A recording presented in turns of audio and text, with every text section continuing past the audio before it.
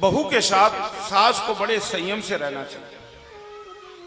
तुमने जीवन में सब देख लिया, कर लिया, अब तुम्हारा ध्यान भगवान की तरफ होना चाहिए। विधान में ये जब बहू आ जाए, लड़के का विवाह हो जाए, बिटिया की शादी हो जाए, जब सब कुछ निवृत्त हो गए, तो तुम्हें उस समय ये नहीं चाहिए कि नहीं नहीं हम अब माया से बंधे या घर को पकड़े या धन को पकड़े।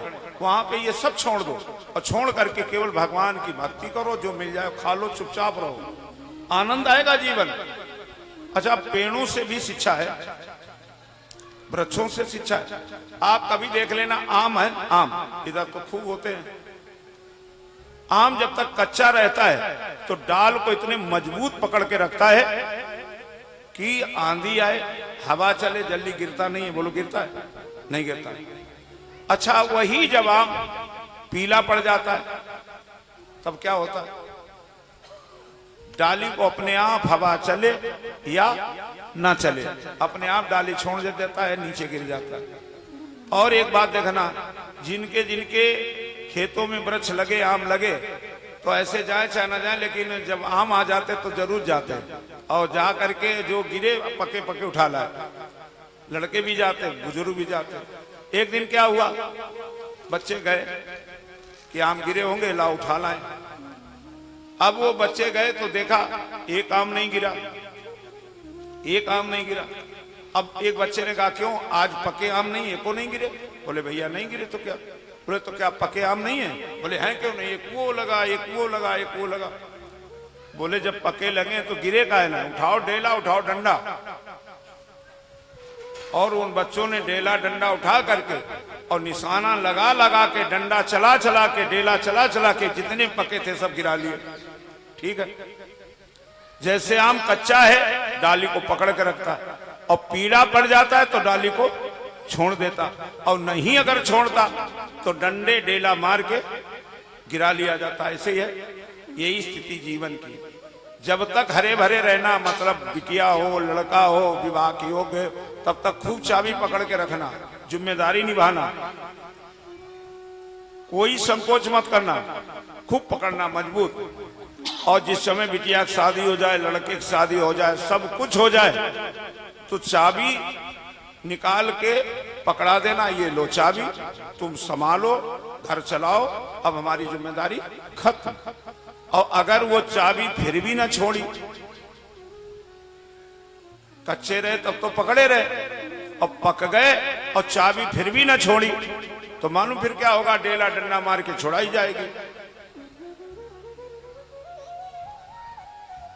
इसलिए हर व्यक्ति को चाहिए कि समय आने पर ये घर का मोह कम कर दे और भगवान से प्रेम करना शुरू कर दे। उठते बैठते चलते फिरते जितना भगवान का नाम ले पाओ उतना भगवान का नाम लो, यही पावन कथा। आज बहू को डांट दिया, जब तक जीवित हम तब तक बुलौआ करेंगे हम, और फिर आगे देखना। सास तो चली गई, रास्ते में पहुंची, लड़की मिल गई। अम्मा कहाँ जा रही हो? बोले बुलौआ। किसके यहाँ? नंद बाबा के यहाँ। अम्मा हमारा भी मन है, हम भी जाना चाहते। बोले तो क्या इन वस्त्रों में जाओगी? स्कूली बस, झोला लिए। बोले अम्मा 2 मिनट रुको, अभी गई अभी आई। आज ये जाती है घर में, माँ ने कहा शीघ्र आना। ठीक। झोला फेंक दिया, कपड़े उतार के दूसरे पहनने लगी। भौजाई ने कहा अम्मा तो बुलौआ गई, बिटिया तुम कहाँ जा रही? बोले मैं भी बुलौआ जा रही। किसके साथ? अम्मा के साथ। वो खड़ी।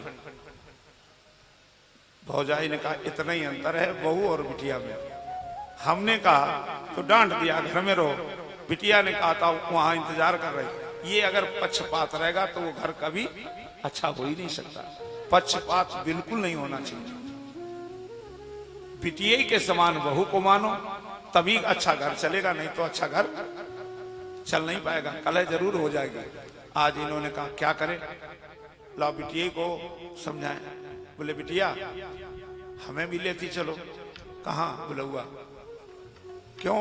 बोले हमारी ढोलक और तुम्हारे गीत जब तुम गाओगी और हमारी ढोलक बजेगी, सारे लोग पूछेंगे किनकी बिटिया किनकी बहू, तो हमारा तुम्हारा नाम हो जाएगा। नंद ने सोचा कि भाभी की ढोलक पे गीत हमारे अच्छे बनते, चलो भाभी। पहनो साड़ी और तैयार हो चलो। तैयार किया और लेके चली। रास्ते में सहेली मिल गई। कहाँ जा रही? बोले नंद बाबा के यहाँ बुलाऊंगा। हमें भी चलना है, जरा 2 मिनट रुको, हम कपड़े बदल लें। बोले तुम्हें नहीं दिखाई देता मेरे साथ भाभी है? अरे भाभी से कह दो आगे चले, हम पीछे से आ रहे। बोले ये भी ठीक। भाभी तुम आगे चलो, जगह वहां बनाए रखना, और पीछे से हम दोनों लोग आ रहे हैं। ये तो जाने को उतावली थी। ये वहां गई और जा करके, बहुत बड़ा आंगन है नंद बाबा का, 4-5 जगह ढोलक बज रही है, कुछ कोने में, कुछ कोने में, एक इधर एक उधर, एक बीच में। ये जाके किनारे बैठ गई, अम्मा उधर बैठी, ढोलक बजा रही, गीत गा रही। और इधर जब तक सहेली पहुंचे पूरा आंगन भर गया। देरी तक गोपिकाएं खड़ी, अंदर जगह नहीं। और ये गीत क्या गा रही? आज बधाई गा रही, भगवान को निहारती है, और भगवान को निहार करके कहती है, जो भी मैंने कल कहा था कि बधाई लेके आना, अब बधाई का समय आया। इधर देना तो ठीक, ना देना तो ठीक, लेकिन बधाई के पात्र ये लोग हैं। इधर जरूर सभी लोग जो श्रद्धा हो लेके आना। अरे कोई तेरे